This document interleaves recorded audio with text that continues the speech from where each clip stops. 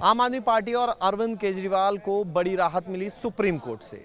Supreme court में क्या हुआ और दिन भर क्या हुआ ये हम अब आपको बताते हैं। दरअसल शुक्रवार सुबह ये मामला जो है कॉज लिस्ट में आया कि मुख्यमंत्री अरविंद केजरीवाल की जो मूल याचिका है, यानी कि जो गिरफ्तारी को चैलेंज करती हुई उनकी याचिका है, उस पर सुनवाई होगी।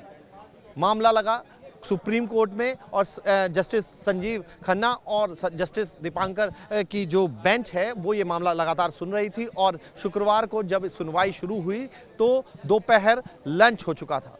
दोपहर 2 बजे ये सुनवाई शुरू हुई और सुनवाई शुरू होते ही सबसे पहले जो बात सामने आई वो आई मुख्यमंत्री अरविंद केजरीवाल को कोर्ट द्वारा अंतरिम राहत देना, यानी अंतरिम जमानत दे दी गई।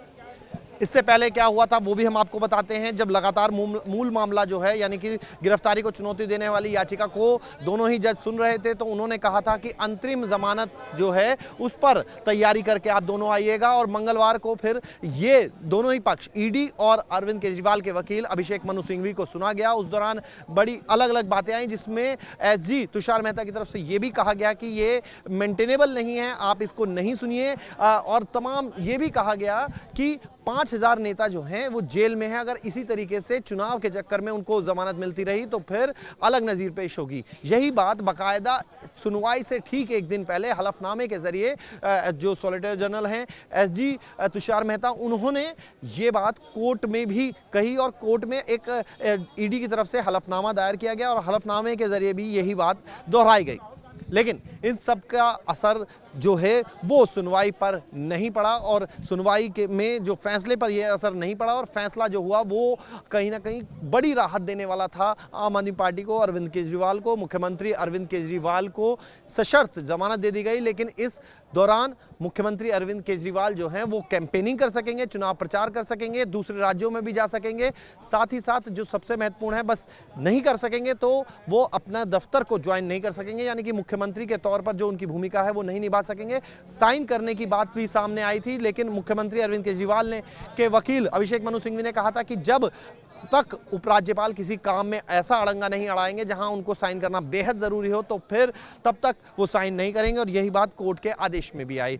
ये गवाहों को प्रभावित ना करें, ये भी शर्त में रखा गया है। लेकिन उससे भी जो सबसे ज़्यादा महत्वपूर्ण है वो ये है कि मुख्यमंत्री अरविंद केजरीवाल अपनी पार्टी के लिए प्रचार और प्रसार कर सकेंगे, यानी कि उनके चुनावी दौरों पर किसी तरीके की रोक नहीं है। पूरी तरीके से वो चुनावी कैंपेन कर सकेंगे। इससे पहले जब वो जेल गए थे तो आम आदमी पार्टी जेल का जवाब वोट से कैंपेन चला रही थी। अब अरविंद केजरीवाल खुद शनिवार से कमान संभालेंगे, जो हनुमान मंदिर जाएंगे, सबसे पहले वहां जाकर दर्शन करेंगे, क्योंकि उस प्राचीन हनुमान मंदिर में, कनॉट प्लेस स्थित मंदिर में मुख्यमंत्री हमेशा जाते हैं। जब उनकी पत्नी गई थी तो उन्होंने यही कहा था कि हम जो हैं वापस मुख्यमंत्री के साथ आएंगे। और अब दोनों पूरा परिवार जो है वो दर्शन करने के लिए हनुमान मंदिर पहुंचेगा। उसके अलावा वो एक प्रेस कॉन्फ्रेंस करेंगे और फिर शाम को रोड शो करेंगे।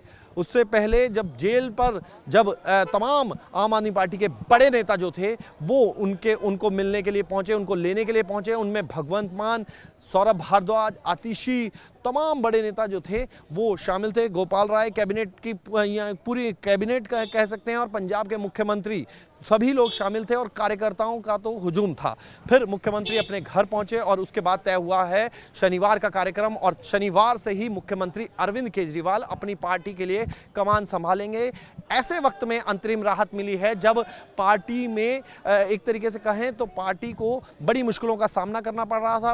हालांकि संजय सिंह की जमानत के बाद पार्टी को कुछ राहत जरूर मिली थी, लेकिन अब अपने राष्ट्रीय संयोजक और स्टार प्रचारक अरविंद केजरीवाल के जेल से बाहर आने के बाद पार्टी के कार्यकर्ताओं में अलग जोश नजर आ रहा है। यही वजह है कि तिहाड़ से लेकर अरविंद केजरीवाल के घर तक कार्यकर्ताओं का हुजूम देर रात तक जमा रहा। लेकिन सबसे महत्वपूर्ण यही है कि अब अरविंद केजरीवाल आके कैंपेन को, जो चुनावी कैंपेन है लोकसभा चुनावों के लिए, क्योंकि उनके सामने लक्ष्य न सिर्फ दिल्ली की 7 सीटें हैं, हरियाणा की 1 सीट है, बल्कि पंजाब की 13 सीटों पर भी मुख्यमंत्री कैंपेन करने उतरेंगे। तो सबसे बड़ा महत्व, जो उनका सबसे बड़ा लक्ष्य होगा वो इन तमाम सीटों पर अब आम आदमी पार्टी को जीत दिलाना होगा, क्योंकि भरूच और भावनगर की सीट जो आम आदमी पार्टी लड़ रही है वहां चुनाव पहले ही हो चुका है। ऐसे में बची हुई सीटों पर कैसे आम आदमी पार्टी जीत हासिल करे, ये खुद मुख्यमंत्री अरविंद केजरीवाल के लिए एक बड़ी चुनौती होगी। और इस कैंपेन को चलाना, क्योंकि अब